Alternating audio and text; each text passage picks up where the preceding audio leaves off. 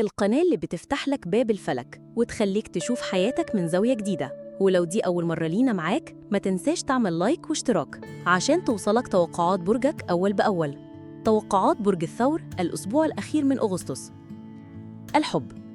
يا برج الثور، الأسبوع الأخير من أغسطس بيحمل لك أجواء فيها شوية دفء وفي نفس الوقت شوية ارتباك.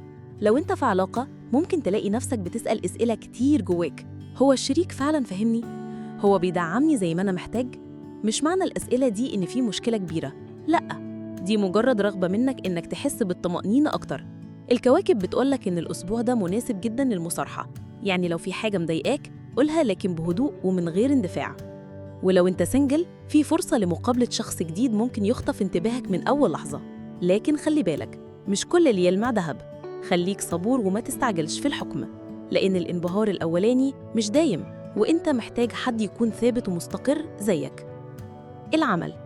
في الشغل، الأسبوع ده بيبان عليه إنه مليان تفاصيل ومسؤوليات.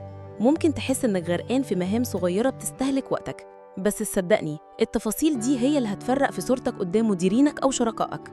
برج الثور معروف إنه عملي وصبور، وده وقتك عشان تثبت الميزة دي. لو في مشروع أو خطة جديدة ممكن تحس إنها مش ماشية بالسرعة اللي كنت متوقعها، هنا الكواكب بتنصحك ما تستسلمش لليأس. بالعكس، اعتبر التأخير ده فرصة تراجع وتظبط التفاصيل. كمان ممكن يجيلك دعم من شخص أقدم منك أو عنده خبرة كبيرة، فخليك مستعد تسمع النصايح.